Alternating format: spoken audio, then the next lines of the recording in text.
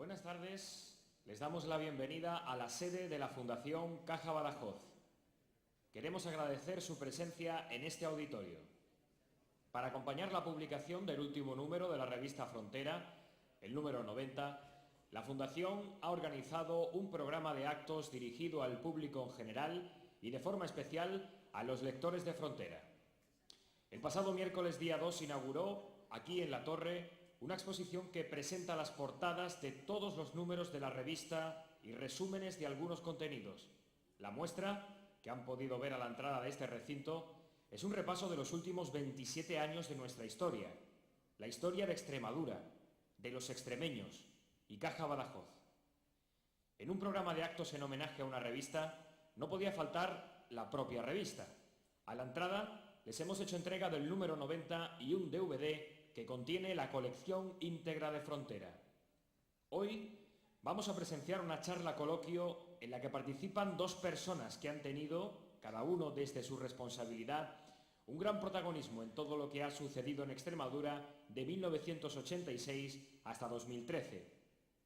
Se trata del presidente Juan Carlos Rodríguez Ibarra, al frente de la Junta desde 1983 hasta 2007, y José Antonio Marcos Blanco, que dirigió Caja de Badajoz entre 1986 y 2009. A estos dos referentes en política y economía les acompañará otro que lo es en el mundo de la información, Teresiano Rodríguez Núñez, periodista, director del diario Hoy desde 1982 a 2002. Él ejercerá de moderador de la charla. Queremos recordarles que los actos continúan mañana, en la sede de la Real Sociedad Económica Amigos del País, de la mano de su respetado presidente, Francisco Pedraja Muñoz, quien dará una conferencia titulada La económica en el tiempo. Por último, junto a la revista, les hemos entregado una ficha donde, si están interesados, podrán formular las preguntas que deseen a nuestros invitados. Dichas cuestiones serán respondidas, en la medida que el tiempo lo permita, al finalizar la charla. Durante los primeros 20 minutos del acto, las personas que ha dispuesto la Fundación recogerán esa ficha para entregársela al moderador. A continuación, se va a dirigir a ustedes el presidente de la Fundación Caja Badajoz, Francisco Manuel García Peña.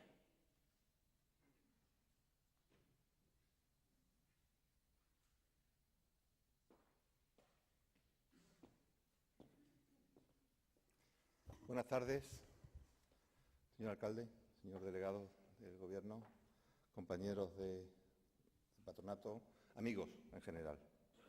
Gracias por estar aquí. Yo, sinceramente, os agradezco el esfuerzo que habéis hecho por acompañarnos en este acto.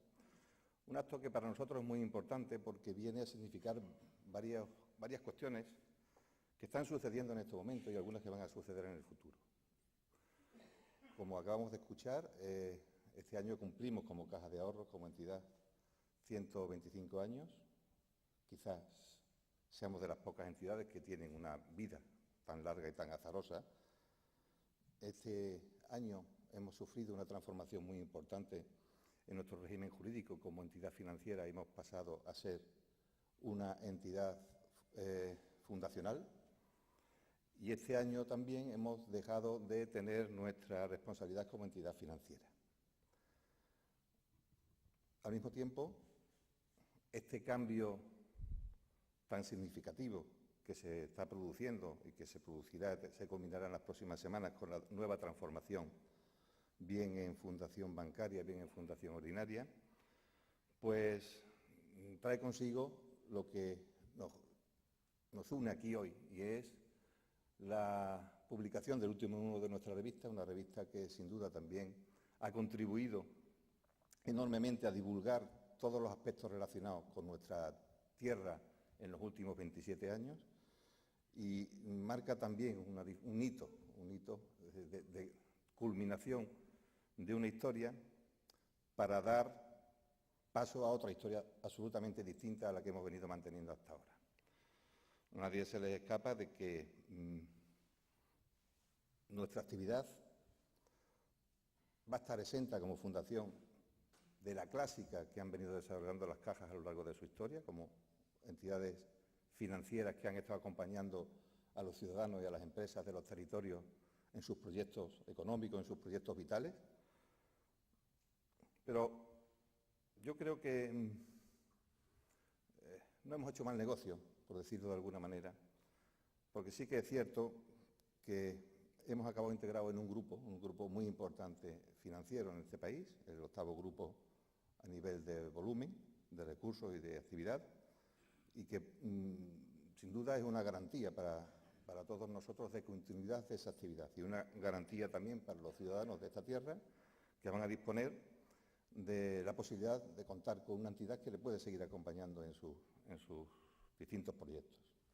Y al mismo tiempo, todo lo que significa la actividad de la obra social que se venía desarrollando desde la propia Caja, con los dividendos que proporcionaba la propia Caja, pues la vamos a seguir desarrollando desde esta fundación. Es decir, que por lo tanto, de alguna manera, queda garantizado toda la trayectoria que la Caja había venido manteniendo durante estos 125 años. Es cierto que lo vamos a hacer desde modalidades distintas y desde entidades jurídicas distintas, pero la presencia en el territorio va a seguir siendo una constante. Seguimos manteniendo nuestra presencia como obra social y como Caja, como entidad financiera en nuestras distintas poblaciones. Tenemos vocación de seguir haciéndolo y tenemos la posibilidad de hacerlo, por lo tanto, la necesidad de seguir haciéndolo. Tenemos recursos para seguir haciéndolo, tenemos posibilidad de seguir incrementando esos recursos para seguir haciéndolo. Por lo tanto, los cambios que se han venido produciendo durante todos estos años, es cierto que desde modalidades distintas, pues los vamos a seguir manteniendo. Han pasado muchas cosas durante los últimos años. Las 3 personas que nos van a acompañar son un ejemplo de una parte de nuestra historia que la hemos vivido con unas condiciones determinadas, en un momento histórico determinado que nos ha proporcionado un amplio bienestar y un amplio estatus social en general a nuestra población, a nuestros paisanos. Hemos sentido durante todo este tiempo la sensación de pertenecer a algo.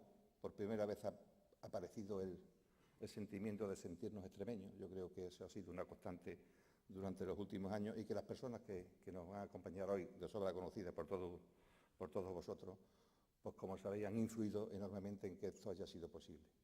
No voy a presentarlo porque no tienen presentación, lógicamente, son conocidos de todos y esperemos disfrutar hoy con su presencia. Yo quiero agradecer la presencia de los 3 personajes, en el buen sentido de la palabra, que nos van a acompañar hoy y agradecerle a todos ustedes que hayan tenido la gentileza de acompañarnos en tan importante acto social y, en particular, para nuestra fundación. Así que muchas gracias.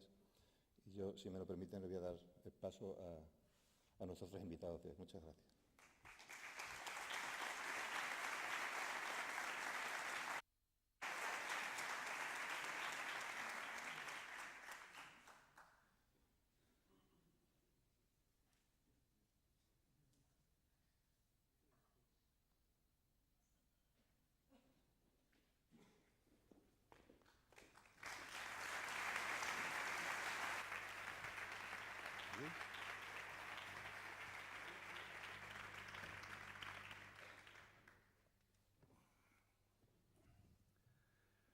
Bueno, me parece que me toca a mí dar las buenas tardes. Con tanto silencio y tanta expectación me he quedado un poco traspuesto, ¿no? Y descolocado.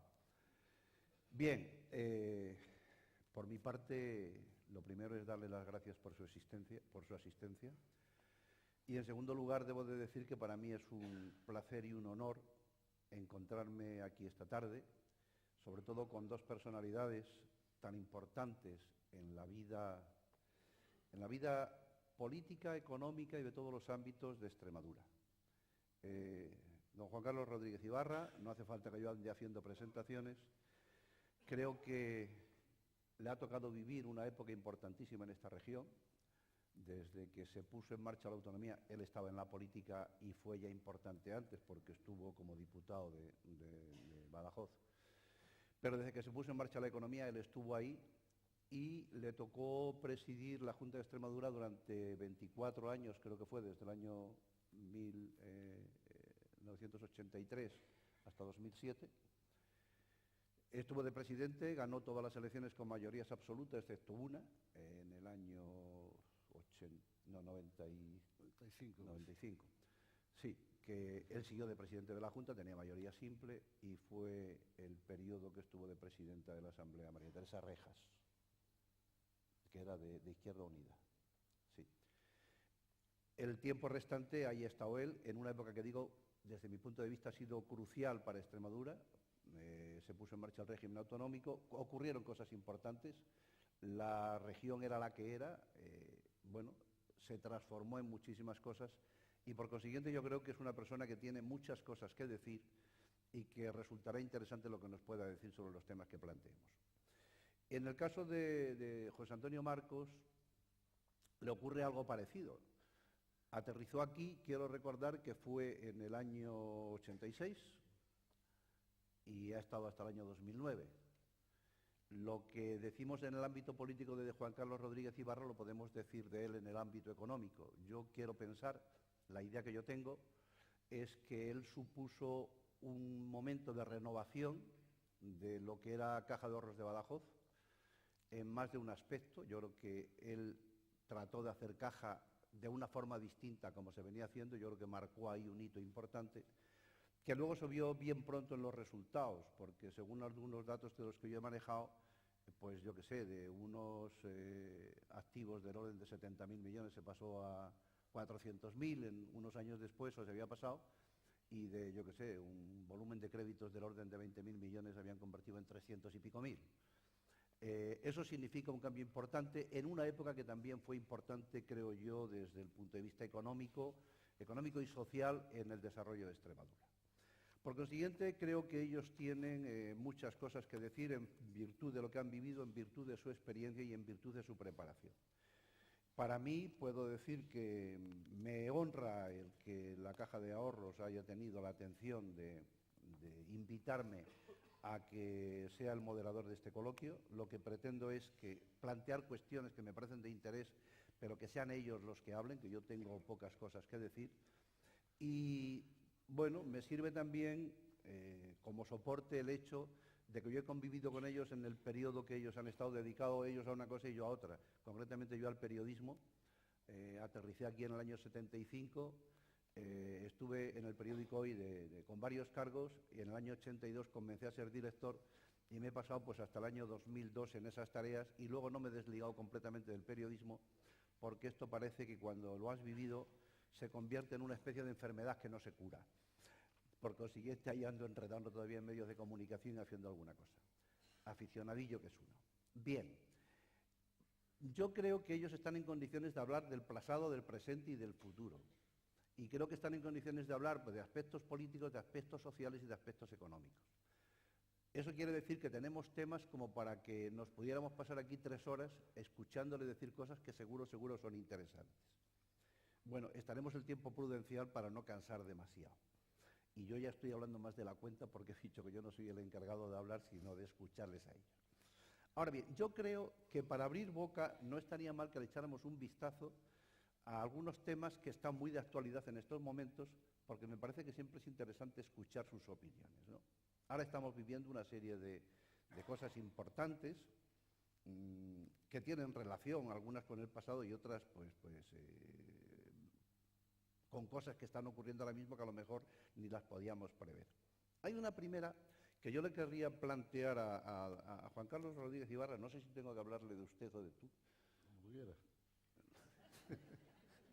No, yo sé, nos hablamos de tú personalmente, lo mismo que con José Antonio, Mejor, de tú mejor, yo creo. desde que estamos en privado. No sé si aquí, por eso de guardar los protocolos, tenemos que hablarnos de usted. Bueno, nos hablamos de tú, Perfecto. porque esto quiere ser una cosa más, digamos, más amigable, ¿no? De manera que ustedes me perdonan. Ahora se está hablando de una cosa que es de la desafección de los políticos. Me parece que los políticos, hombre, a mí me preocupa, por ejemplo, pues que en una encuesta del CIS resulte que los políticos aparecen como los causantes de todos los males que tenemos. Y yo quería plantear eso de cuando uno ha estado tantos años en la política y se ha volcado en hacer bien lo que quería hacer, el hecho de que a uno le digan que los políticos son el problema en vez de la solución, ¿eso cómo se recibe? ¿Eso cómo sienta? Me imagino que, bueno, buenas noches. Yo les explico también por qué estoy aquí. Estoy aquí porque el presidente de la Caja me lo pidió.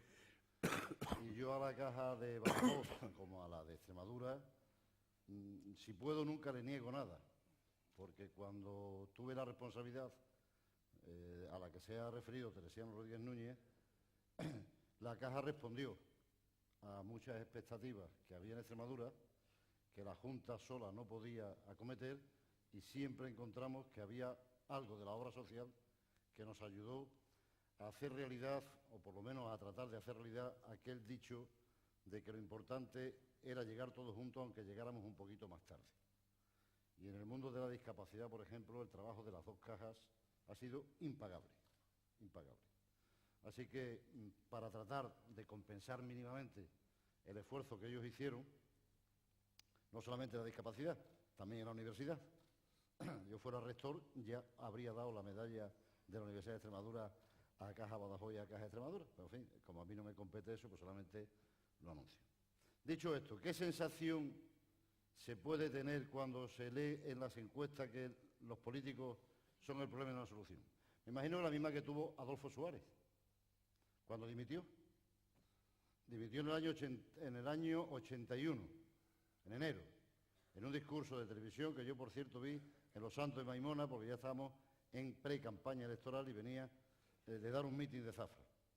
Después en Los Santos de Maimona me estaban esperando posteriormente para darme las buenas noches. En aquel tiempo donde los políticos eran tan valorados. Y entonces escuché como Adolfo Suárez decía: me voy de la presidencia, entre otras razones, para que los españoles recuperen la confianza en la democracia, en las instituciones y en sus representantes políticos. 3 años de democracia. La Constitución, recuerdo, que se aprobó en el 78. Y en el 81 el primer presidente de la democracia dimite porque la gente había perdido la confianza en las instituciones, en sus representantes y en la democracia. Es decir, 40 años aguantando sin que a casi nadie se le fuera la paciencia, y en 3 años se nos acabó. Hasta el punto que el presidente del gobierno dimitió. Y dimitió porque la gente no confiaba en los políticos. Pero es que Ortega y Gasset, en el año 1920, en su España invertebrada, escribe algunos artículos que si los hubiera escrito esta mañana tendrían plena vigencia. Por ejemplo, Ortega y Gasset decía: ¿qué pueblo más raro el español? Teniendo los mejores profesores, los mejores empresarios, los mejores trabajadores, los mejores agricultores, los mejores alumnos, los mejores periodistas, son tan torpes cuando llegan unas elecciones que eligen a los peores políticos. Ya lo decía en el año 20. Así que ya desde entonces viene la desconfianza en los políticos. Es decir, el no aprecio a la democracia. El no aprecio a la democracia. Porque no hemos vivido en democracia a lo largo de nuestra historia más que un poquito. Un ratito de nuestra historia. El resto o ha sido absolutismo o ha sido dictadura. Entonces, no es extraño que la gente desconfíe de aquello que no ha valorado, de aquello por lo que no ha peleado, y que incluso uno tenga que soportar preguntas que normalmente siempre hace la gente joven, cuando dice: oiga, ahora que viene una campaña electoral de las europeas, ¿me puede usted convencer a mí de por qué tengo que votar? Y yo le digo, como si un enfermo de cáncer le dijera al oncólogo: ¿me puede usted a mí convencer de que la quimioterapia es muy buena? Pues muérase, coño. ¿Qué quiere que yo le diga? Usted verá. Pues si no quiere votar, no vote. Pero yo no le voy a convencer de que estando gobernado por gente elegida, se está mejor que estando gobernado por gente impuesta. Así que usted mismo lo entenderá. Entonces, ¿cómo yo creo que esto se arregla? Pues con el tiempo. Es decir, cuando llevemos 200 años de democracia, pues ya los políticos ni serán un problema, puede ser que sean soluciones y no estarán todo el día en la cresta de la ola y no estará la gente tomándose la parte por el todo. Y cuando digo la parte por el todo, estoy hablando de la corrupción. Es decir, no importa, en España no importa ser decente o no serlo, da lo mismo. Todos son iguales. Todos son iguales. Por cierto, eso siempre pasa cuando gobierna la derecha. Cuando gobierna la izquierda, la culpa la tenía Zapatero. Y cuando gobierna la derecha, la culpa la tienen los políticos.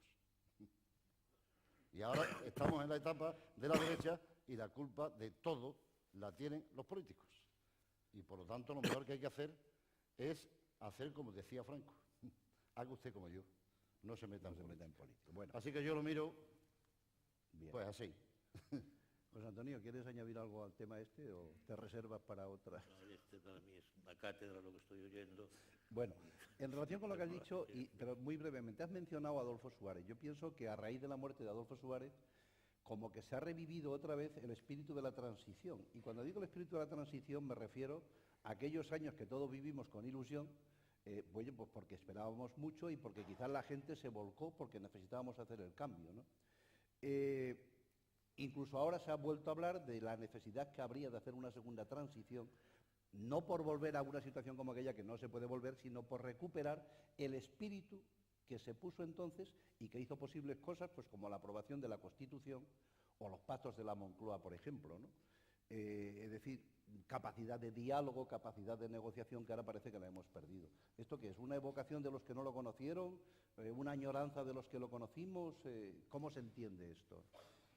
¿O hace falta de verdad una segunda transición para otras cosas? Yo creo que hace falta una segunda transición y hace falta que empleemos el mismo método que empleamos en la primera.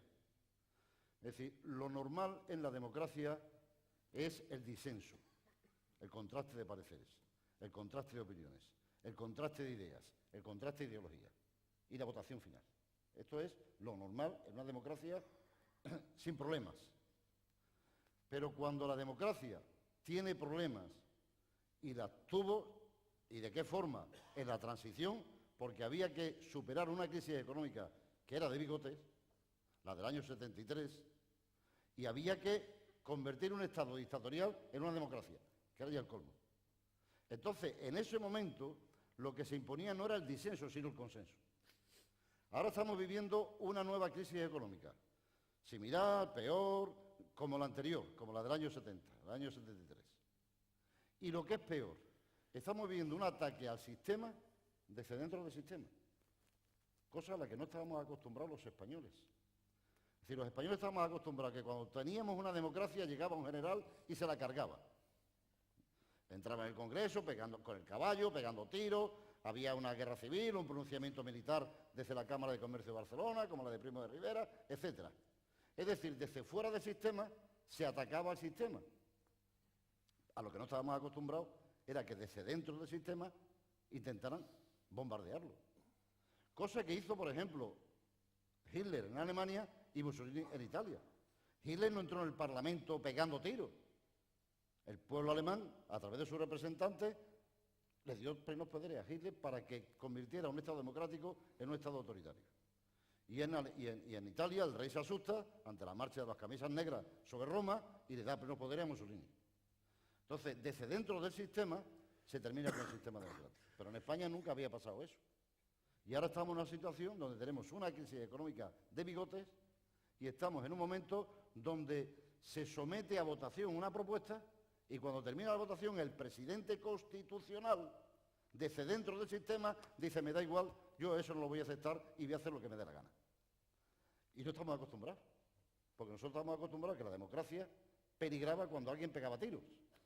Pero no estamos acostumbrados a que alguien desde dentro del sistema dice, esto lo voy a boicotear, lo voy a bombardear, voy a terminar con ello.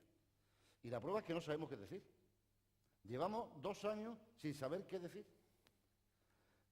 Y a lo más que podemos llegar, y antes casi lo hablaba con un amigo mío, decía, bueno, pero llegará el día 10 de noviembre, ¿y qué es lo que pasa? Y nadie lo sabe. ¿Qué va a pasar cuando Artur Mas diga, ahí va el referéndum? No sabemos, no sabemos. Unos dicen que intervengan los tanques, otros que es un disparate, pero no sabemos. Sí sabríamos lo que hacer si se repitiera un acto como el de Tejero, que lo ganamos y confiamos, y estábamos tan confiados. Y estamos tan confiados que la democracia estaba sentada que el discurso político pasó a ser un discurso puramente electoral.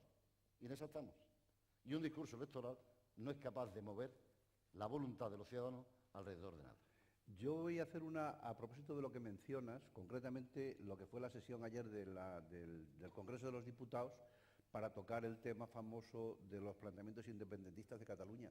Pero yo querría dirigir una pregunta mayormente a una persona que, gallego de origen, también hay allí un pequeño grupo que aboga por un independentismo gallego, ¿no? Me gustaría saber cómo se guisa eso, cómo se ve eso desde una región como Galicia, que por otra parte, si hay que hablar de españolismo, ellos son los primeros. Bueno, yo vivo en Galicia ahora, soy gallego, pero he estado aquí 30 años y casi 40 fuera, y son movimientos menores. Es el grupo que cabeceó en su momento José Manuel Beiras, pero que es un radicalismo relativamente moderado. He leído que Resistencia Galega se había presentado el otro día en Madrid con las manifestaciones. En Galicia no está el nivel de independentismo como está planteado en Cataluña, lo que no quiere decir, y eso es mi opinión, que detrás Vascongadas no esté a la espera de lo que pasa en Cataluña, y en su momento Galicia, si hace falta, y otras comunidades, porque eso es un tema bastante... Pero, Teresiano, yo no vine aquí a hablar de política, yo de eso no sé. Ya lo sé, pero a mí me han dicho que venga de provocador.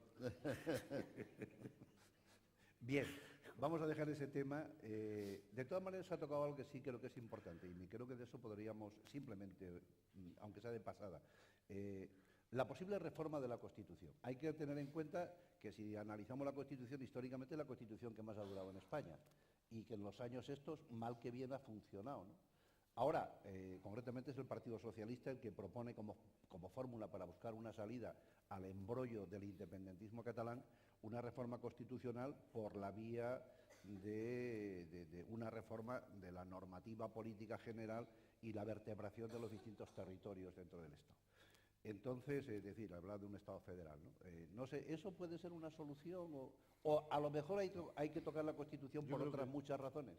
Yo creo que no es solución esa. Primero porque ya hoy Artur Mas dice que el presidente del Gobierno ponga día y hora, que nosotros vamos a hablar de la reforma de la Constitución siempre que se ponga al final un apartado que diga y los catalanes somos gente independiente. Por lo tanto, no es solución ninguna. Yo creo que la única solución que tenemos es hacer como hicimos en el año 76. Es decir, los españoles cada 30 o 35 años nos cansamos de vivir juntos. Y ya hemos pasado 35 años y ya nos hemos cansado de vivir juntos.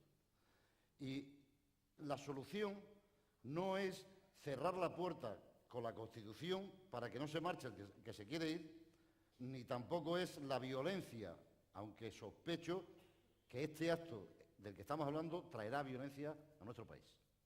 Pero ninguna de las dos soluciones. La solución también lo decía Ortega y Gasset. Ortega y Gasset decía, solo se vive juntos por el hecho de vivir juntos en familia. Pero los demás nos reunimos siempre para hacer algo. Y es que yo creo que en este momento en España no hay nada que hacer. Nada que hacer. Salvo que alguien crea que uno se puede entusiasmar con el sistema métrico decimal.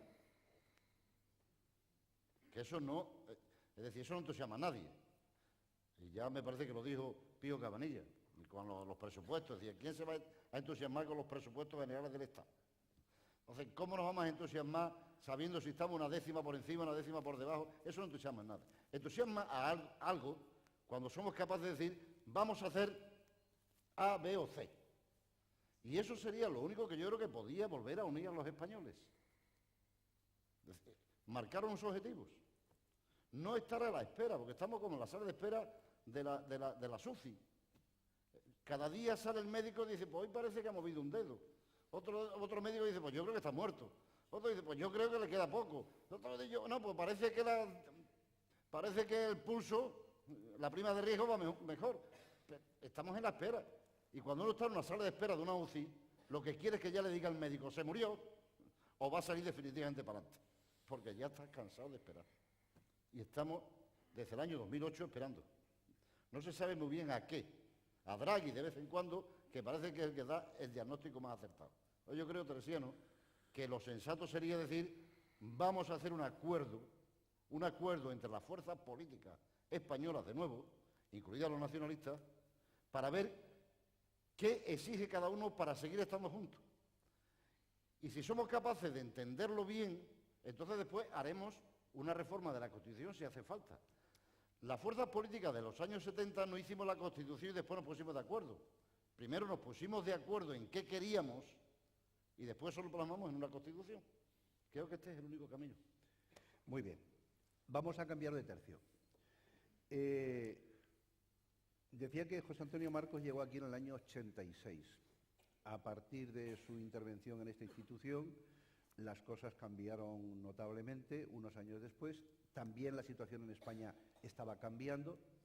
En España yo sigo recordando, o en Extremadura más concretamente, los esfuerzos cuando gentes como Juan Carlos llegaron a la presidencia de la Junta de Extremadura, que había un problema gordísimo y que nos preocupaba a todos mucho, que era el paro que estaba en unos niveles insoportables. Pero unos años después la economía fue tirando, las cosas fueron mejorando. Yo supongo que cuando, por los años 90, 2000, José Antonio Marcos tendría ya oportunidad de haberle tomado un poco el pulso a la economía de esta región. Bueno, Lo que quería plantearle es, a la vista de la crisis que nos ha sobrevenido, ¿cómo lo ve? ¿Pensaba que podíamos llegar a una situación como la actual? no, yo para nada, no podía imaginarme que la situación en Europa y en España concretamente llevara a una crisis que es más grave que la que ha habido en el año 29, ¿no? Crisis generalizada, no centrada en un área ni en un sector, en todo. Parece que se quiere empezar a superar, pero es en todo. Yo desde el ámbito que puedo hablar un poco más, pues es del ámbito de las cajas de ahorros, ¿no? Que están tan en este momento sujetas a una extraordinaria crítica. Y nos vamos a hablar más ampliamente del tema y más concretamente del tema cajas. Yo hablaba del planteamiento general dentro de la economía española.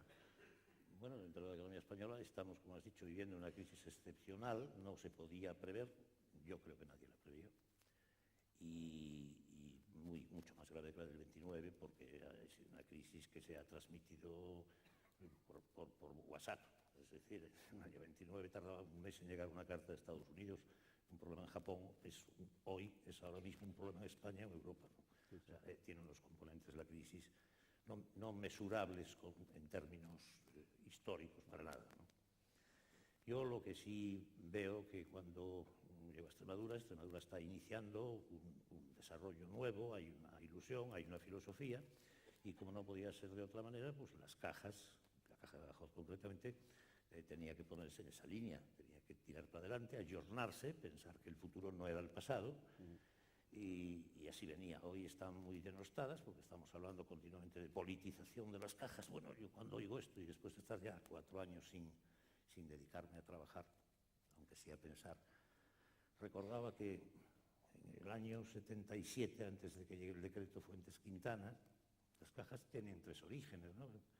Unas dependen de los ayuntamientos, las fundan, otras las diputaciones y otras los amigos del país o los obispados. No hay más que recordar que una caja municipal es una caja de un ayuntamiento, una caja provincial es una caja de una diputación. En aquel momento el gobernador civil de turno pone un gobernador, pone un alcalde o pone un presidente de diputación que inmediatamente mueve todos los hilos. Eso sí era politización. Conozco un caso, un gobernador civil que cesa al presidente de la Diputación, pone a un amigo suyo, 15 días después el presidente de la Diputación cesa al director general de la Caja y un mes después el gobernador civil pasa a ser director general de la Caja. Para mí eso sí era politización, porque con el decreto Fuentes-Quintana del año 79, la Lorca, se entra por distintos, ya sean municipales, ya sean por corporación, ya sean por vía de impositores, y unos tienen una tendencia o tienen otra, pero es indudable que el sistema ha venido funcionando, pero no hay que olvidar que cuando en el año 77 funcionaban así las cajas, solo podían invertir de cada 100 pesetas 18. Las otras 82 había que invertirlas, ya no en coeficiente de caja, sino acciones de INI, obligaciones de Altos Hornos, etcétera, etcétera, etcétera. Era riesgo de Estado, con lo cual había muy poco riesgo. Ese 18% de cada 100 pesetas, 18 que se invertían, pues eran para comprar un piso, una familia o para crédito al consumo. Que por Entonces cierto, había una cobertura importante. No, no, sí, iba a decir un inciso simplemente respecto a lo que estás diciendo, porque a mí me interesa mucho el tema que has sacado. Yo lo tenía anotado porque me parece importante y además porque estáis aquí dos personas que podéis hablar de ese tema, de si las cajas estuvieron politizadas o no politizadas. Pero has tocado un tema que me hace mucha gracia respecto a algo que se ha dicho recientemente, hacia dónde había que invertir los ingresos o los ahorros que tenía una caja de ahorros que le venía dado por un gobierno que le decía, oye, esto ahora va para no sé dónde y para no sé qué. Yo he mencionado alguna vez y he recordado más de una vez esta situación, porque uno ya va teniendo años y vivió aquello, cuando se ha dicho que, por ejemplo, desde Cataluña, que Extremadura nos roba o algo parecido, porque nosotros nos financiaban, yo qué sé, pues el paro o alguna cosa de este tipo, habría que preguntarle a dónde iba gran parte de los fondos que se recogía en las regiones, que lo único que hacían era ahorrar con no poco sacrificio, que fue a financiar los desarrollos que se hicieron en las regiones que después tiraron más hacia arriba y que fueron las más desarrolladas. Llámese Cataluña, llámese País Vasco, llámese Madrid, llámese Valencia. Claro, claro, claro. Esto es así, ¿no? Bueno, tan es así que cuando viene el decreto Fuentes-Quintana se empiezan a limitar los coeficientes obligatorios y empieza a tener libertad. El sector de cajas de ahorros tenía escasamente un 20% del volumen de negocio nacional y en el año 2006 el sector de cajas de ahorros representa el 55%. La pregunta que hay que hacerse es, de esta crisis de las cajas, ¿quién va a ganar o quién ha ganado? Porque si uno va a Vascongadas, en Vascongadas, las cuchas vascas tenían mucho más dinero ahorrado allí que lo que tenía el Banco Bilbao y el Banco Vizcaya. La Caja Cantabria es en Cantabria superior al Banco de Santander. Ellos han crecido por otro lado, a nivel nacional, pero sobre todo, leí el otro día, resulta que los dos grandes bancos abanderados en España, esos dos grandes bancos que he citado, el 80% de su accionariado es extranjero. Cuando alguien pierde, hay alguien que gana, ajeno a que ha habido cajas que hayan podido equivocarse. Y se habrán equivocado, pero en los errores no hay que buscar colores, porque tenemos cajas como Ibercaja, como Caja Murcia, que eran cajas fenomenales, como Caja Badajoz, que tenían un color político, si quieren, un poco más conservador, o cajas que estaban más ponderadas hacia la izquierda, entre comillas, la izquierda. Pues como puede ser Asturias o como podía ser Caja Ronda, Caja de Unicaja. Brillantísimas. Cajas muy centradas en Bankia, Caja Madrid, un desastre. Entonces, mezclar la politización de las cajas con los partidos es un error. Yo creo que ahí hay un problema de personas,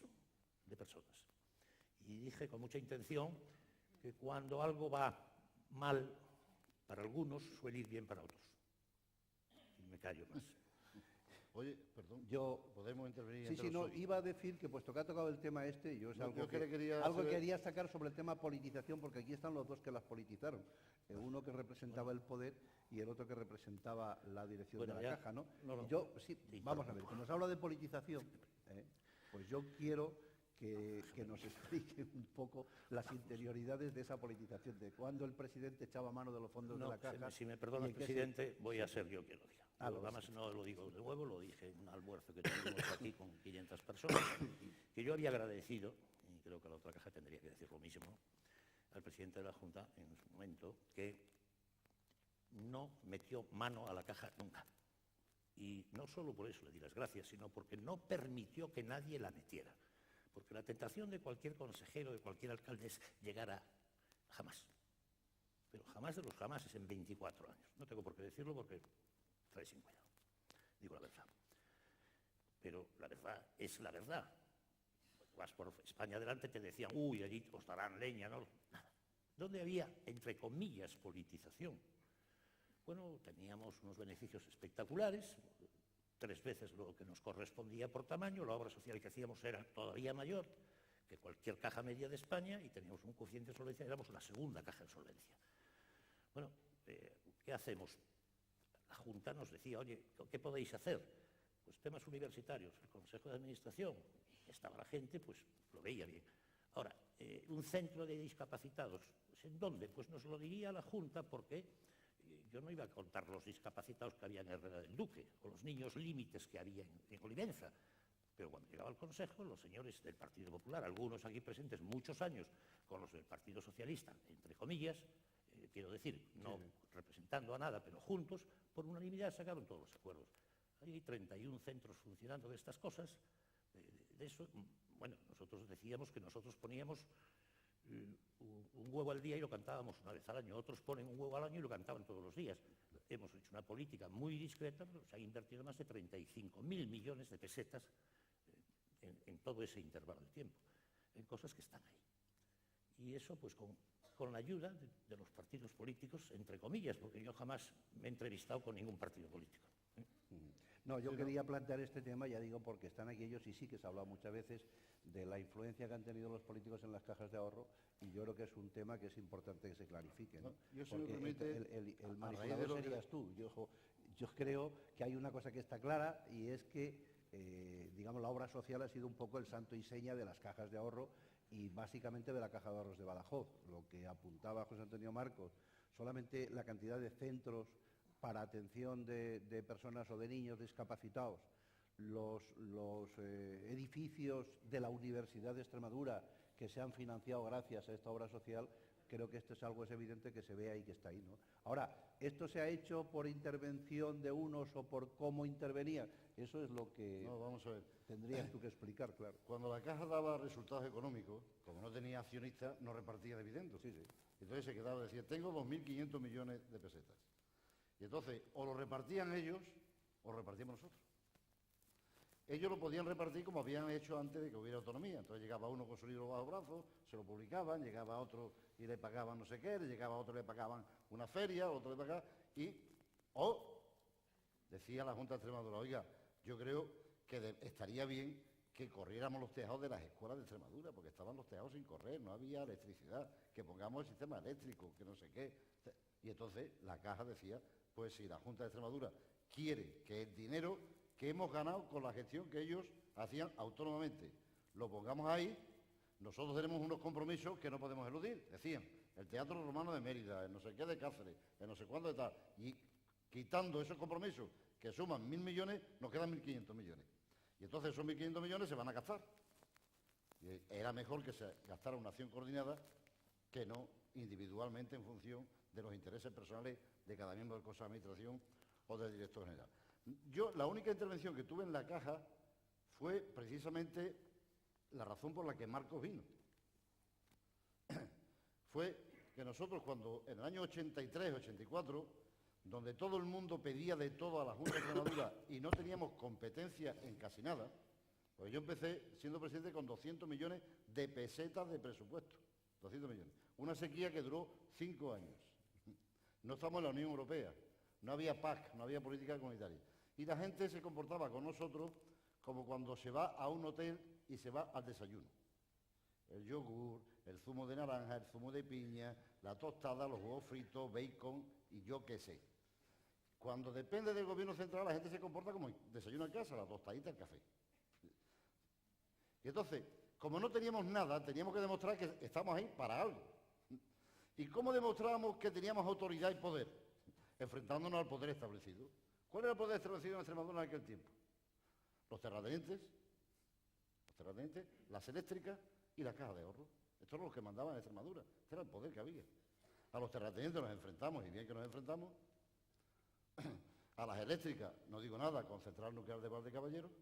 Y a las cajas de ahorro, diciéndole yo al que era vicepresidente mío en ese momento, José Antonio Jiménez. Cuando se murió, o dimitió, no me acuerdo, o se fue el director general que había, nombraron a otro el Consejo de Administración y a nosotros ni nos preguntaron. La verdad es que no nos tenían que preguntar porque no teníamos competencia. Pero yo le dije al consejero de Hacienda, veta al director general. ¿Cómo lo vamos a vetar si no tenemos competencia? Tú vétalo a ver qué pasa. Y lo vetó y ganamos. Y lo quitaron. Y entonces buscaron a otro y encontraron a Marco, que andaba por Andalucía, parece, yo no sé, no me acuerdo por dónde. Que yo ni conocía siquiera ni nada. Así que por ahí. Pero yo quería decirte dos cosas a raíz de lo que has dicho que me ha llamado mucho la atención. ¿A cuánto estaba el interés del préstamo que dabais a los extremeños, o que daban las cajas en los años 70 a los extremeños, y a cuánto se daba en el coeficiente de inversión obligatoria? Es decir, para financiar un negocio pequeñito en Extremadura, el interés del dinero estaría por esos tiempos en el 20 o el 22%. No llegaba tanto, pero según el año, esto dependía un poco de los mercados. De todas maneras, las emisiones de títulos que hacían Sidesa, Altos Hornos del Mediterráneo, eran de total seguridad, porque te iba a pagar el Estado, y se colocaba al 5,5, 6,5. Al 5,5, sí. En Es ese decir, que tipo si de había que productos, pagar las autopistas de Cataluña, por ejemplo, al 5,5, 6,5, sí. si había que hacer un negocio en Extremadura, al 20. No, claro, el precio podía estar en el 14% fácilmente. Yo Ya recuerdo no hablo, por aquellos años, cuidado, 12, no hablo del año 12, 80. 14, 16. En el año 78, en el mes de septiembre del 78, el mercado interbancario, en el día, estuvo cotizando al 56%. Y a 3 meses al 36%. Y después otra segunda cosa que has dicho, que me ha parecido escuchar que el BBVA y el Santander, el 80 y tanto % de su capital es extranjero. Sí, de fondos de inversiones, Es decir, noruegos, americanos, alemanes. Inmediatamente me ha venido la imagen de las banderas de conveniencia. Es decir, ese barco es de Panamá, pero por conveniencia solo. Yo sí lo pienso. Porque en realidad no es de Yo así lo Senegal, pienso. de no sé dónde, pero lleva la bandera de conveniencia. Pero ¿no? ¿por qué hay que Es decir, parar? que Santander ¿Por es qué ha español habido- por conveniencia, no por Presidente, accionista. ¿por qué ha habido que parar la evolución de las cajas? A lo que han contribuido algunas con muy mala gestión, porque realmente lo sabíamos. Había 6 u 8 cajas que había que haberles metido mano. El Banco de España es el gran fiasco que he conocido en 40 años de profesión. Pero absolutamente. Son los tíos más negados que hay y con los intereses más dudosos. Ya no hablo de lo que han dicho y han hecho con Caja Y Badajoz. cuando terminaban de gobernadores, ¿dónde iban? ¿A la banca privada o a las cajas? Pregúntale a Luis Ángel Rojo, consejero del Banco de Santander al salir. Miguel Martín, su gobernador del Banco de España, secretario de la Asociación Española de Banca Privada, que maneja Bilbao y Santander. ¿Quién llega ahora de nuevo a sustituir a Miguel Martín? Otro director general del Banco de España. Esto es así. No sé por dónde iba tu pregunta, pero... No, lo de la... A ver, Yo creo que te la has completado muy bien. Era por ahí. Era por ahí. por ahí. Era por ahí, Yo sí. te he contestado entonces. Sin mala No, intención, pero iba por ahí. Y digo que hay 6 u 8 cajas, que lo sabíamos todos, que había que meterle mano. Como en el año 88 el Banco de España prohibió crecer el crédito más del 5%. Yo me acuerdo que fui a Madrid porque nuestra caja tenía un 60% de 100 invertidos. Oye, usted, a los que están al 100, métale usted el 5, pero a mí déjeme crecer el 20. Había que crecer el 5. Eso no se hizo en el año 2002. De haberse hecho, no hubiera habido necesidad de emitir preferentes. No se hubiera crecido en el crédito al 40%. No se hubieran dado licencias que son ingresos coyunturales por parte de los ayuntamientos convertidos en gastos estructurales. Y han dejado llegar las cosas al límite. Bueno, al límite no, porque hubo un momento en septiembre del 2008 que quiebra Lehman Brothers. Triple A. Por cierto, el delegado para Europa era el señor de Guindos, el actual ministro. Bueno, no hablemos de esto porque vamos a dejarlo. Bien. Pero bueno, creo que algunas cosas se van clarificando bastante, ¿no? Por lo menos en cuanto al tema que decíamos de la politización y no politización, José Antonio Marcos siempre va adelante, pues yo tengo aquí apuntado una serie de temas que no quiero que se me olviden, pero él se va lanzando a ese charco sin necesidad de que nadie le empuje. Bien. Hay un tema, por simple curiosidad, y luego tenemos que volver sobre el tema cajas porque queda mucho por debatir y por explicar. Pero hay un tema que a mí siempre me interesó y es un tema que propuso, que mencionó Juan Carlos Rodríguez Ibarra en sus tiempos de presidente, que fue hablar de una posible fusión de las cajas de ahorro de Extremadura. Aquello, pues se hicieron varios intentos y al final se quedó, pues porque no sé si resultó un imposible. ¿Ahí qué pasó? ¿Qué pasó ahí realmente con aquellos intentos de fusión y aquellas reuniones que se hicieron y luego cada uno siguió por su camino? Yo en los temas de fusión no fui muy afortunado, porque en un principio propuse que se estudiara la unión de las dos cajas y de las cajas rurales, para formar un sector financiero extremeño que tuviera un cierto peso para responder a las expectativas que en ese momento había en Extremadura. Es decir, yo no estaba pensando en que las cosas se iban a conducir como se han conducido, sino que las cajas estaban empezando a prestar más que depósitos acumulaban y que había una actividad económica bastante importante y que seguramente se necesitaba hacer frente a algunas inversiones fuertes que nunca se había pensado que iban a estar en Extremadura, incluido un aeropuerto en Cáceres, que sigo defendiendo que sería importantísimo para nuestra región. Yo temía que al final, entre Cáceres y Badajoz, íbamos a llegar a un conflicto irresoluble, que incluso superaría la disciplina del partido que yo dirigía en ese momento. Es decir, que si se decidiera la fusión había que poner la obra, o sea, la sede social en algún sitio, forzosamente. Si fuera en Badajoz, lo de Cáceres se iban a negar. Y si fuera en Cáceres, lo de Badajoz se iban a negar irremediablemente. Una universidad bis. Eso es. Y entonces, al final, hemos llegado a lo que siempre llegamos los extremeños, que ahora ya nada depende ni de Badajoz ni de Cáceres. Depende de Oviedo y de Zaragoza. Y estamos todos tan contentos. Tan contentos. Yo creo que, aparte de lo que ha dicho Juan Carlos, cosa que tengo que estar absolutamente de acuerdo, pero luego hay otras razones de, digamos, de orden económico, de estructura interna, de lo que José Antonio seguro que tiene cosas que decir y que las sabe.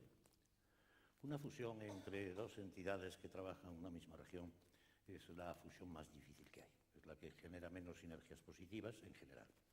Extremadura tuvo un momento clave para haber hecho esa operación. Y estoy refiriéndome al año 78, momento en que, antes de producirse la fusión de Plasencia y Cáceres, la situación de quiebra práctica de ambas entidades generó la necesidad que el Fondo de Garantía de Depósitos Primero metiera Cáceres iba a estar intervenida. muchos Cáceres y Plasencia no, pero Plasencia claro, no, pues sí. pues le tuvieron que aportar 20 y tantos mil millones. Antes de poner ese dinero encima de la mesa, es el momento de decir, se entregan ustedes a Extremadura, a Badajoz. Y en ese momento aportamos el dinero, pero nunca antes. Es como si vas en un coche de carreras en la penúltima vuelta de primero, el que viene detrás, que le va sacando 1000 metros, se le queda sin gasolina y se le rompen las ruedas, te mandan parar, le ponen ruedas nuevas, le dan gasolina y a seguir corriendo. El mercado no puede responder de esa manera. Badajoz había funcionado de una manera, las otras habían funcionado de otra, porque aquí hablan de la expansión, la expansión. ¿Quién hizo la expansión en Extremadura? ¿Caja Badajoz? No. La hizo Caja Plasencia, con el beneplácito del Banco de España cuando le vendió 18 oficinas de Fidecalla, todas en la provincia de Badajoz. Con lo cual Plasencia tenía presencia ya clara aquí, que luego aumentó. Nosotros escasamente abrimos 8 oficinas en toda la provincia de Cáceres porque sabíamos que por el futuro no era Cáceres donde podíamos ir más allá. Esto es así. Entonces ahí hay un problema técnico-político de no darse cuenta que hay que meterle mano en aquel momento a estas dos cajas, que podían haberlas intervenido, de hecho Cáceres los tuvo, y decirles, miren, les vamos a sacar del medio, pero se van a integrar ustedes en otra caja. Pues se le dio gasolina, se les puso a funcionar y luego eran mayores que nosotros, pues es que ya lo eran antes, sumando su tamaño eran mayores. Pero ¿por qué nace este edificio? Eso yo iba a preguntar, si esto tenía que ver con una toma de posiciones respecto a un futuro posible, hombre, ¿no? Porque esto se aprobó en el año 85, digo, no, 95. El edificio se empieza a trabajar en el año 96. Se va a llamar siglo XXI porque pretendíamos inaugurarlo en el 2001. Sí, sí. Se inauguró solo 12 años más tarde, porque, Sí, no es mucho. por lo que haya sido, yo no voy a hablar de Se eso. empezaron las obras en el Pero 2008, aquí sí. estábamos montando el anclaje de una posible futura integración de todas las cajas si se producía. Esto era este edificio. Hoy estoy encantado de haberlo hecho. Esto no se lo pueden llevar a Zaragoza en ninguna parte, esto está aquí. Tardaremos años, pero está aquí. Claro. Pero bueno. Ahora, lo que pasa es que, claro, cuando se pone en marcha este edificio nos coge justo en el peor momento, ¿no? La vida es la vida. Yo no elegí el momento para que me dieran la licencia en el ayuntamiento ni la construcción. De hecho, si hubiera podido inaugurarlo como el Corte Inglés, lo hubiéramos hecho el 1 de enero del 2001, Como era lo previsto. y hubiéramos vendido el edificio de San Francisco íntegro, que teníamos comprador, y el edificio que teníamos fuera para CPD. Con lo cual, toda esta inversión se había pagado con otros activos nuestros. Hoy vete tú a vender el edificio de San Francisco No, lo que pasa o a es venderlo otro. que en aquellos años nadie pensaba en la crisis que ha venido después, no, a partir no, del desde 2008. luego, no. Claro, no te quejes porque tuviste la suerte de que no te encontraras con algún amigo que obligara después a tirarlo. Que obligara A tirarlo. A tirarlo, como el cubo y la refinería y todo. Aquí se tira todo en este régimen. No, no. Todo. Luego hablamos de los tiros. Somos expertos en demolición. Oye, estábamos metidos en caja de ahorro, a mí me interesa, hombre, ¿sabes? Ha habido un proceso que ha puesto patas arriba todas las cajas de ahorro de España, unas por unas razones, otras por otras, porque ya el trato ha sido general y ha habido que recapitalizarlas todas o transformarlas o hacerlas un banco, alguna historia de esta. Yo no voy a entrar ahora a enumerar ese largo proceso en detalle, pero sí que hay cosas que, hombre, que chocan enormemente y que te llaman la atención, ¿no? Del largo proceso que se ha seguido aquí, que se publique, por ejemplo, como se ha publicado, bueno, pues que el Banco de España ocultó datos que sí tenía sobre las cajas con las que se iba a fusionar a formar un SIP, Caja de Ahorros de Badajoz. La verdad es que esto choca y llama la atención. Hombre, después del cariñoso saludo que le ha mandado José Antonio Marcos al Banco de España, tocar esto parece que fuera yo que quisiera aquí despertar la bicha. No, pero es una cosa demasiado llamativa y lo que me planteo es cómo demonios pueden pasar cosas como estas. Porque luego aquí ha habido un proceso que se ha alargado, el presidente ha dicho dentro de una larga entrevista que se publica en el último número de la revista Frontera, que ha hecho, me parece muy bien, realizada por mi amigo y compañero Antonio Tinoco. Pues él dice que dentro de lo malo se ha tratado de llegar a la mejor solución posible, que no sé si luego podemos hablar, quien sepa de esto, si esto es ya algo que es irreversible o esto puede tener una marcha atrás en algún sentido. Pero lo que me llama la atención es que se publique efectivamente que el Banco de España tenía datos sobre las otras cajas con las que se ha tenido que unir Caja Badajoz y sencillamente que no los dio a conocer. ¿Esto es posible? ¿Esto se puede hacer? ¿Esto cómo se llama? ¿Cómo se llama? Un atraco a mano armada. Absoluto, vamos. Es que no puede ocurrir eso. Es como si te engaña tu padre. El Banco de España para las entidades financieras es nuestro padre. Yo no viví esta situación porque no estuve en las negociaciones que han tenido que sufrir los directivos y los propios empleados de la Caja. Si firmas un SIP un día y te dicen que los balances son estos, tú te fías. Y resulta que 15 días después los balances no eran estos. Y hoy lo dicen todos los partidos políticos en la comisión de la Asamblea de Extremadura. Pero, señores del Banco de España, ¿por qué han engañado ustedes a Badajoz? ¿Han cogido un flotador que aguantaba de 2 cajas en quiebra, que era como estaban las otras? Díganlo, díganlo. Pero nos dan el 18, luego el 29, luchando el 31%. Pero si nosotros tendríamos que haber tenido el 85% de caja 3 y teníamos que negociar de tú a tú con Ibercaja. Y nos han sodomizado financieramente. No sé cómo hay que arreglar esto. Creo que no debe tener ya mucho arreglo. Bastante se ha sufrido, porque ha pagado Badajoz a partes proporcionales, cosas que no debía haber pagado. Sobraría la CAI, sobraría el círculo y tendrían que tener su participación. ¿Por qué hace eso el Banco de España? Pues porque nos han ninguneado. Nos han ninguneado. Pero claro, es que es el Banco de España. ¿Por qué emite la CNMV autorización a Bankia para que emitan preferentes si sabe que anda mal de recursos propios? ¿Por qué lo hacen? Pregúntaselo tú a ellos, yo no lo sé. Me moriré sin saberlo. Claro. Me parece absurdo. ¿Yo qué hubiera hecho? Lo he pensado 1000 veces. Si yo hubiera estado aquí, me hubiera llevado y tragado los mismos sapos que se han tragado el director general y el presidente y todo el Consejo de Administración. Pero visto desde ya la distancia, hoy, yo, ante los hechos que parece que se han producido, yo no he tenido ningún papel ni nada, he leído el informe de la Asamblea, yo hubiera pedido amparo a la Junta de Extremadura, hubiera pedido la intervención de mi caja para que el choque fuera políticos frente a políticos. Porque es un choque desigual. El Banco de España, que detrás hay política, frente a profesionales de una entidad financiera. Y si fuéramos Cataluña, fuéramos algo del otro mundo, pero somos Badajoz. No sé si me explico, ¿no? Sí, sí. Y esto es así de duro, pero para mí así de claro. Bien. Yo me refería antes a una entrevista donde, bueno, el presidente comenta allí de que de alguna manera se consiguió algo importante, el hecho de que, por ejemplo, la cuota de participación en vez de ser el 24 se consiguiera el 32. Esto se traduce en que al menos se ha salvado lo que tiene de inversión directa de Caja Badajoz en Badajoz a través de lo que es la obra social, mediante la Fundación Caja Badajoz, que es a donde revertirán los fondos, que parece que pueden ser en razón del funcionamiento de ese nuevo banco en el que queda integrada con la parte proporcional que tiene de accionariado dentro de este organismo, pues contar con unos recursos para invertir en obra social que pueden ser pues mayores de los que ha tenido anteriormente. Pienso que esto, bueno, pues es salvar lo salvable, ¿no? La cuestión es eso, esto es algo que va a ser irreversible, va a seguir así, o dentro de unos años nos van a hacer otras fórmulas, o hay posibilidades de una mayor vinculación de lo que es la actuación de Caja Badajoz con sus recursos dentro de la propia región, o esto va a funcionar como un banco normal y corriente. Ahí hay dos temas, vamos a ver. Yo al decir que debería tener mayor participación la Caja, quiero decir que llegado a Ibercaja, de tener un 4%, tendríamos que tener un 10%, con lo cual los recursos que vendrían serían mayores. Pero el peligro de las cajas no termina aquí, hay que irse a Italia, donde se las cargó el señor D'Amato, ministro de Economía, primer ministro, y después de haberse las cargado pasándolas a fundaciones y a cotización, desapareció el sistema. Después de eso, D'Amato dice que volvería al gobierno italiano para reponer las cajas otra vez. Porque aquí hablamos de tamaño. Bueno, acaba de romper el SIF una caja rural de aquí.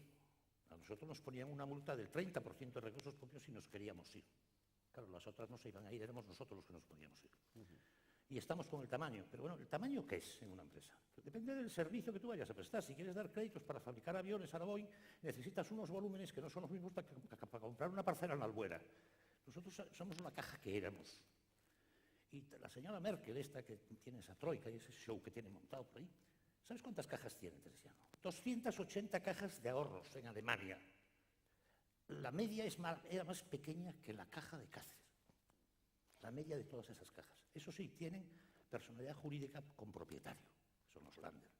Han quebrado unas, han vendido otras. Aquí, como no tenían titularidad, propiedad de nadie, pues se ha producido esto. Lo que no es de nadie, al final, es de todos. Pero lo que está claro es que hay cajas pequeñas que pueden funcionar divinamente. Claro que sí. ¿Y por qué entonces ha sido la obsesión de que hay que convertirlas en banco para unir muchas y que tengan un potencial mayor? Porque es la manera de destruirlas mejor. Un paso siguiente para convertirlas en bancos puros y Sacarlas duros, a bolsa y cuando quieran los fondos americanos o noruegos. que o los comprará quien quiera y ya coño, está. claro, lo que pasó en Italia. El tema no ha terminado aquí. El tema puede seguir unos años. Estas cosas no son a corto plazo. Y yo creo que algún día alguien va a volver a resucitar lo que es una caja de ahorros, lo que es el espíritu de servicio de una caja de ahorros. Comentaba ayer, como recuerdo tremendo, directores de sucursal de caja de ahorros que a las 9 de la mañana cierran la oficina, cogen su coche, se van a llevar a un cliente al hospital, vuelven, por la tarde reciben en su casa a una señora que va con la carta de su hijo, que le escribió de Suiza porque no sabe leer la madre, le leen la carta, escriben la carta de contestación de la madre a su hijo. Eso era el espíritu que había que actualizar. Hoy ya no valdría porque hoy funcionan con WhatsApp e Internet, pero eso era una caja de ahorros. Hemos llegado que va uno a una oficina de un banco por ahí, ahora hay que esperar una cola de 20 minutos para que te reciban, si te reciben. De pedir créditos, no hay créditos, estamos devolviendo el dinero que hemos pedido a Europa y que hay que devolverlo. La situación hoy es mala, mejorará, pero ojo, las cajas de ahorros todavía puede llevarse un palo mayor. Estos bancos que saldrán a cotización en 3 o 4 años, bueno, una vez que está el free flow en el mercado, pueden empezar compradores, veamos Bankia, veamos Caixa, veremos lo que pasa. Y o se toman medidas, o puede pasar cualquier cosa. Después de lo que ha pasado, yo ya me lo creo todo, ¿no? Bueno, a mí me gustaría que le diéramos, ya muy brevemente, porque no quiero que abusemos del tiempo de los demás, muy brevemente que me dieran la impresión que les da nuestro futuro, desde su posición y desde sus conocimientos y desde su experiencia. ¿Cuál es el futuro que se vislumbra para Extremadura ahora mismo? Dentro de esta crisis, que por cierto el Gobierno dice que hemos tocado fondo y que estamos empezando a crecer. El Fondo Monetario Internacional ayer o anteayer acaba de decir que por lo menos vamos a pasar 2 años en las que va a costar mucho que en España pueda fluir el crédito, que nos esperan todavía años duros. No sé cuál es la visión que vosotros, con vuestros conocimientos y vuestra perspectiva, tenéis sobre la situación actual. de cara al futuro. Vamos. A mí me cuesta un poco trabajo el hacer una valoración de lo que se ha hecho en los tiempos en que yo ya me fui, y me cuesta también el tratar de adivinar el futuro, por dónde iría el futuro, porque pudiera parecer impertinente o pedantería por mi parte. Pero sí quiero decir alguna cosa. Por muy mal que estemos, y estamos mal, es decir, Extremadura está en depresión. Cualquier economista que le pregunte qué es una depresión, los síntomas que da son todos aplicables a Extremadura. Es decir, hay un paro espectacular, tenemos un nivel de bajada de servicios tremendo, la producción industrial ha bajado un 0,5%, es decir, cualquier dato que lo comparemos además con el de España, estamos mal. Pero dicho esto, no podemos comportarnos con la crisis que tenemos y en el 2014 en el que estamos, con el mismo razonamiento que en el año 1983. Porque entonces es que nunca vamos a llegar a nada. Es decir, hoy tenemos lo que jamás podíamos haber pensado que íbamos a tener en los años 80 cuando empezamos con la autonomía. Hoy tenemos lo que tenía hace 10 años o 15 años cualquiera de las regiones más punteras de España, quitando la B, a excepción de la B, que no lo tenemos. Pero el resto lo tenemos todo. Y si tenemos lo que no teníamos antes, el discurso no puede ser el discurso negativo y dirigido a los jóvenes diciéndoles prepárense que cuando termine se van a marchar. Porque eso es abrirle un hueco a los de fuera, que casi siempre se aprovecharon de la escasez de los de dentro. Por lo tanto, yo creo que habría que decirle a la gente, y sobre todo a la gente joven, oiga, estemos como estemos, hemos estado sembrando durante 30 años. Y ahora hay que recoger la cosecha. Y lo que hemos sembrado es para nuestros hijos, para que recojan la cosecha nuestros hijos. No para que nuestros hijos se vayan y recojan la cosecha los de fuera. Pero porque por muy mal que estemos, teresianos, por muy mal que estemos, estamos infinitamente mejor que hace 30 años.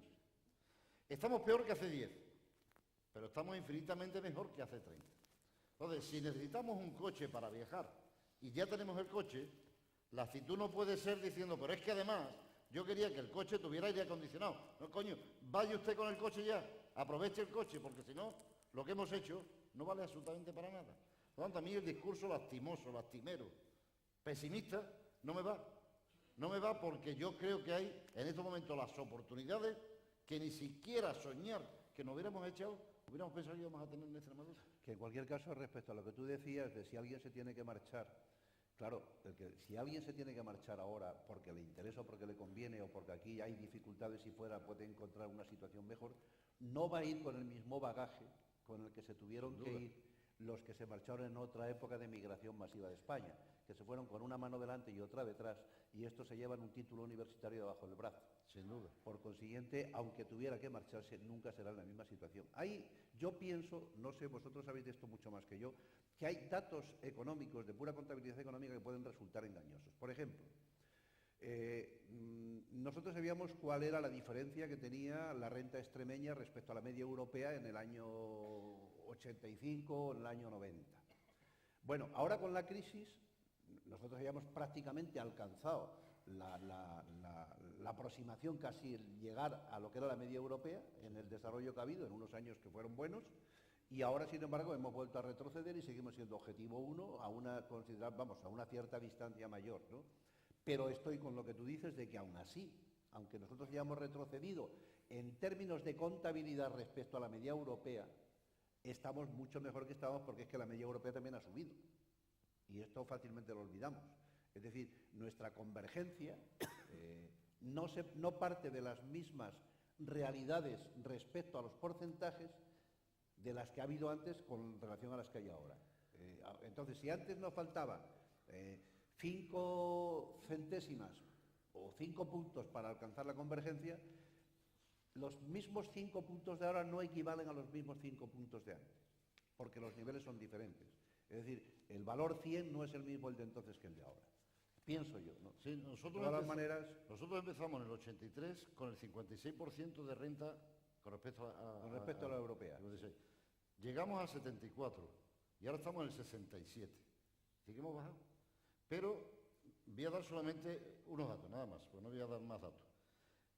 El plan operativo de Europa que presentó Extremadura en el año 2007 hasta el 2013, que ha terminado ahora, ese plan operativo tenía lo siguiente: 3.227 millones de euros, más los recursos propios que tenía la Junta de Extremadura, que eran 2.352 millones, más la financiación del Estado para Extremadura en esos 7 años, que eran 2.970 millones de euros, más la PAC, la Política Agraria Común, que eran 3.722 millones de euros, más la financiación autonómica, 24.400 millones de euros, más la inversión regionalizada del Estado para Extremadura en esos años, que eran 4.782 millones de euros.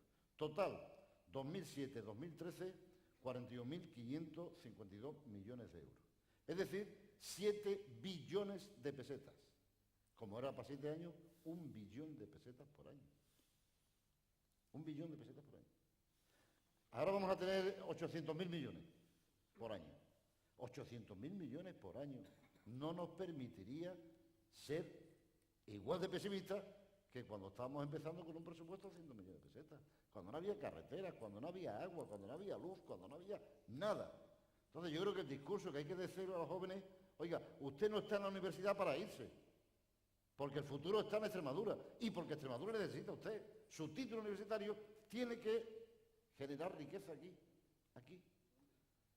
Pues hay que pensar dónde, porque cuando yo anuncié que íbamos a poner un aeropuerto en Cáceres, los pesimistas dijeron: eso no puede ser.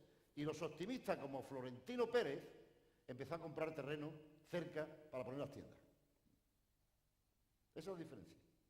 Los pesimistas siempre han dicho que no. Y los optimistas han empezado a ver las posibilidades de negocio. Así que ahora se puede hacer, por ejemplo, decía Teresiano que él sigue siendo periodista, pero sabe que periodista distinto de como era cuando solamente había prensa escrita. Ahora hay prensa digital. Y ahora alguien con inteligencia sería capaz de hacer el mejor periódico del mundo gastándose muy poco dinero. Muy poquito dinero. Es decir, hoy la tecnología permite que se pueda inventar una plataforma en Internet que seguramente mucha gente no va a apoyar ni financiar. Porque estoy seguro que cuando el tipo que inventó Facebook llegó al inversor, le dijo: quiero dinero para esto, le dijeron: váyase por ahí, eso es una estupidez. O cuando se inventó el WhatsApp, también era otra estupidez, pero está dando muchísimo dinero. Y lo inventaron con $4, con $4. Por lo tanto, habrá que buscar el sitio donde, porque si es donde y no sabemos responderlo, estamos igual que en el año 83. Y yo creo que tenemos la obligación todos, los jóvenes y también los mayores, de intentar dejarle a nuestros hijos una gran región. Una gran región. Es decir, que yo quiero que cuando me muera, mis hijos puedan decir: qué pedazo de región nos dejó esta gente. Y por eso hay que trabajar. Ahora, yo creo que sin negar la razón, estamos hablando de la innovación y hoy día hay que innovar y además hay que innovar deprisa, ¿no?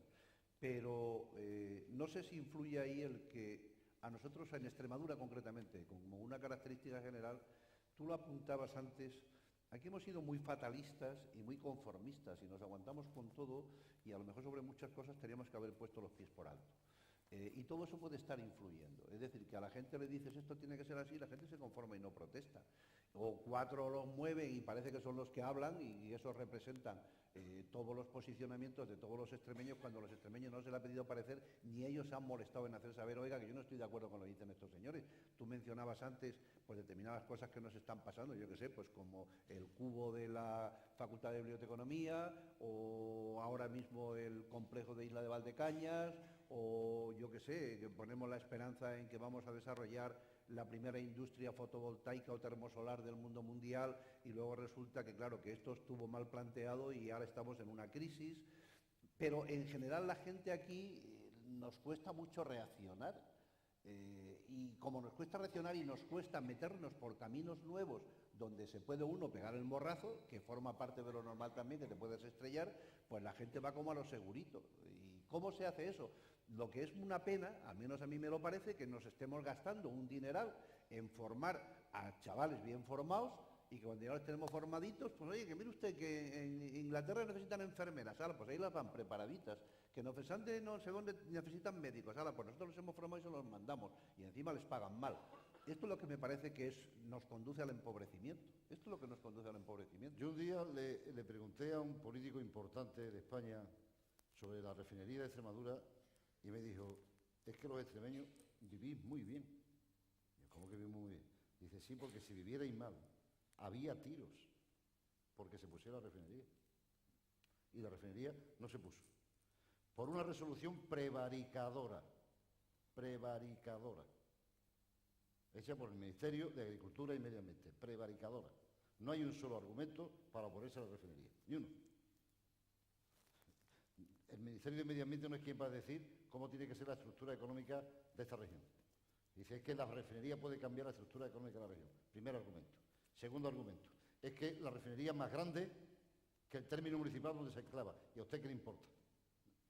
Tercer argumento, es que puede rozar una parte del Camino de Santiago. Vaya Alcalá. Esos son los argumentos que da para oponerse a la refinería.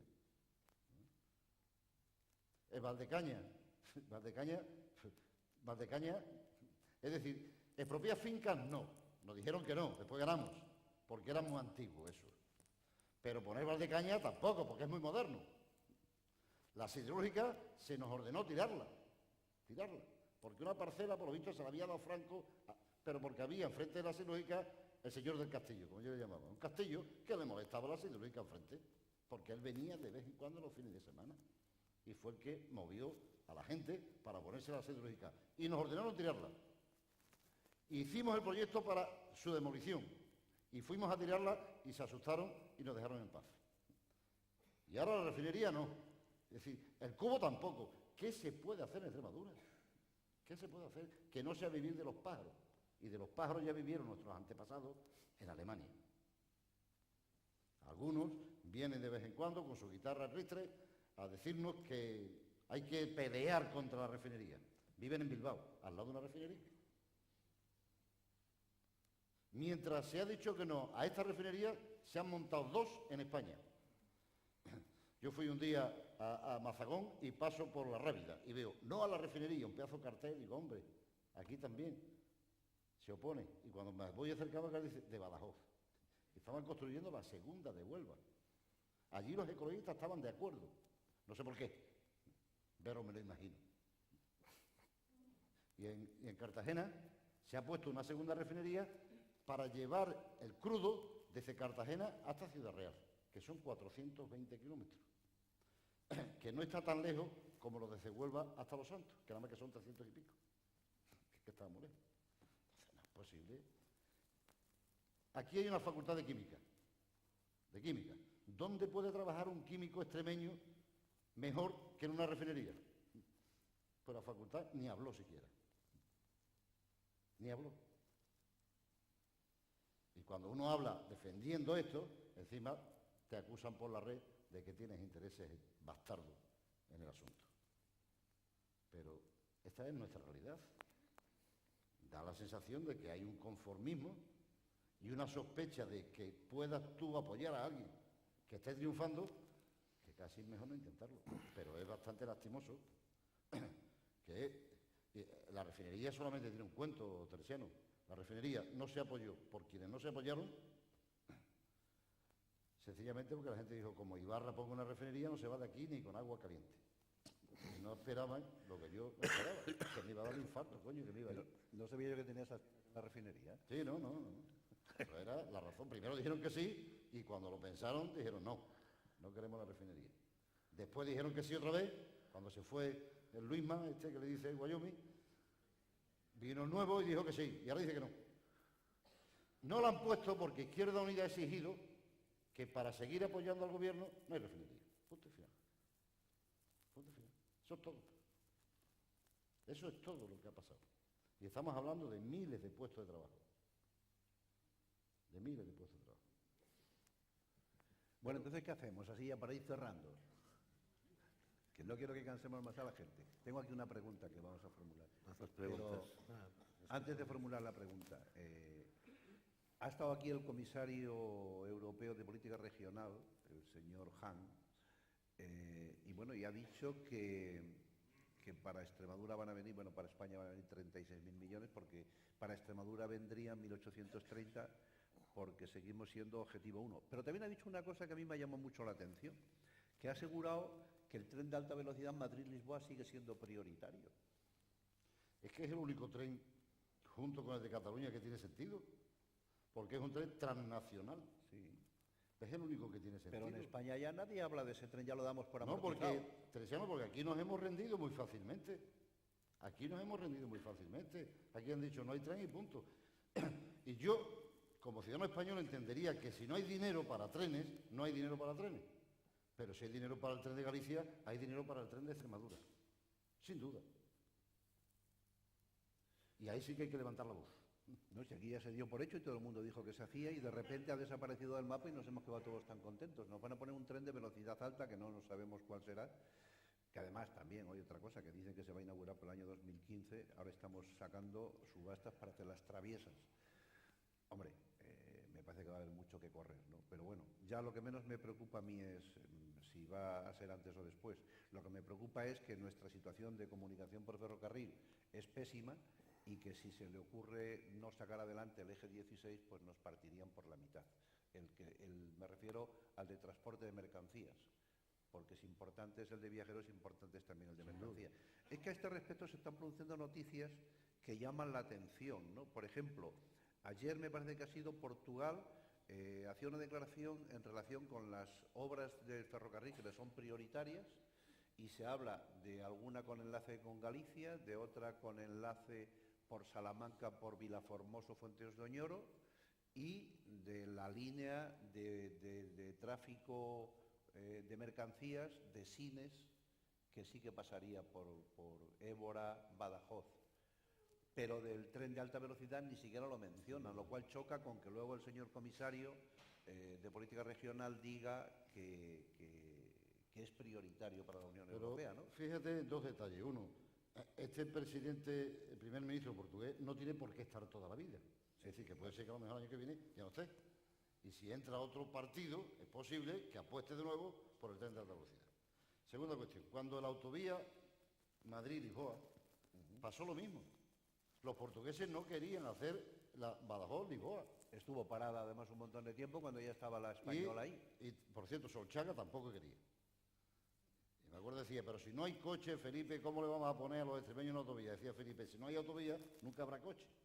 Entonces le pusimos la autovía a los portugueses en la puerta y no tuvieron más remedio que enganchar.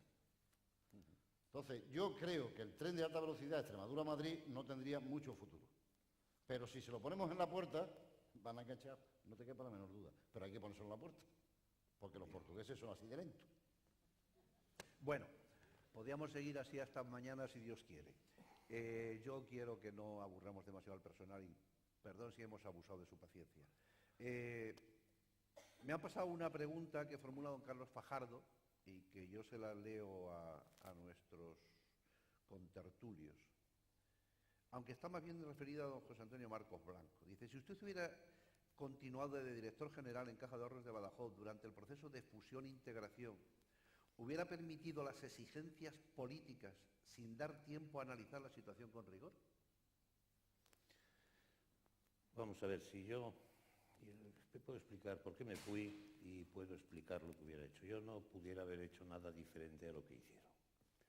Porque igual que engañan a unos, me hubieran engañado a mí. A lo mejor acababa bofetadas y me ponían en la puñetera calle, un poco antes. Pero la firma se hubiera hecho igual desde siempre. No hay que engañarse. En esto nadie es más listo ni menos listo. Unos tenemos una forma de ver las cosas, otros otra, pero la directriz y la bondad de la intención con respecto a la caja no es dudosa por parte de nadie. Y yo me fui porque iba a cumplir 64 años. La ley en Extremadura obliga a los 65 años a la jubilación a los directores generales. En Extremadura, porque no es artículo básico de la norma. En Galicia a los 75, a los 70 en otros sitios. Me parecía absurdo sentarme a jugar una partida de póker. Aún no estaba en marcha así. Para levantarme, si me siento a jugar a las 8 al póker, no me voy a levantar a las 9, tengo que tener tiempo. Entendí que a lo mejor era dejar paso, que hubiera alguien que pudiera continuar hasta el final toda la operativa. Luego vino lo que vino, porque yo no sé, el fondo de la cuestión sí lo tenían planteado. Las formas son lo que han ido cambiando en cada momento. Los artistas del Banco de España y esos que andan por ahí. Yo añado algo. Yo creo que ni un director general, ni un consejo de administración, ni un presidente, ni una caja entera es capaz de hacer frente al Banco de España. Pero un gobierno autonómico, sí. Es decir, una querella criminal contra Miguel Ángel Fernández Ordóñez hubiera sido solo el anuncio bálsamo de fiabras para que el engaño no se hubiera producido.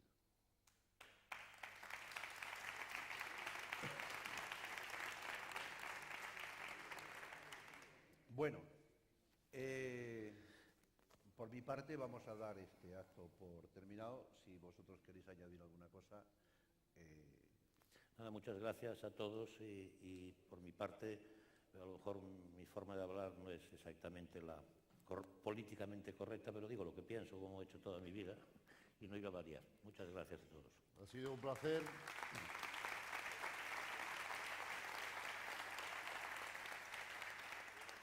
Ha sido un placer. No me prodigo en hablar de Extremadura, por razones que ustedes comprenderán muy bien, porque todo lo que diga se puede volver en mi contra. Y en segundo lugar, porque me gusta respetar a las personas que en estos momentos ocupan la responsabilidad que yo ocupé.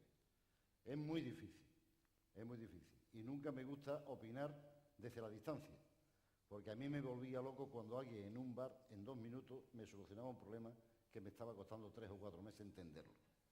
Así que, respetando a los presidentes, al que estuvo detrás que yo y al actual, he querido venir a compartir con vosotros este rato y agradeceros que hayáis venido, porque está jugando el Barça y el Atlético de Madrid, que yo creo que no estaría mal, y lo dice un culé, que hoy perdiera para que se le baje los humos un poquito a esta gente.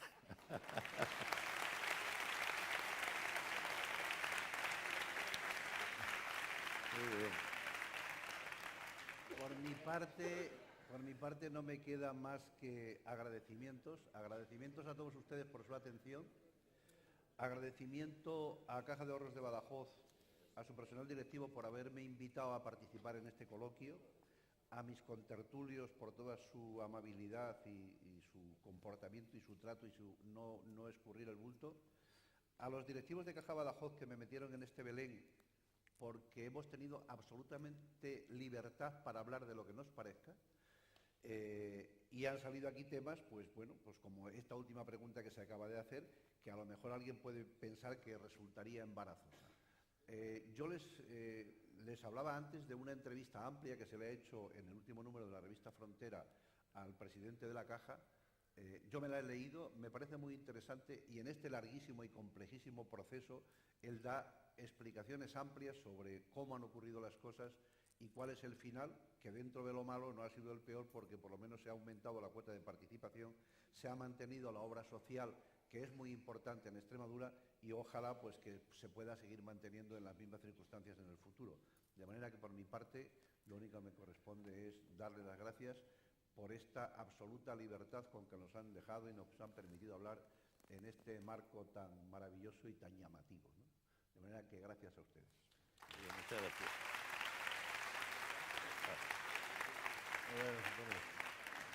Bueno, pues nada.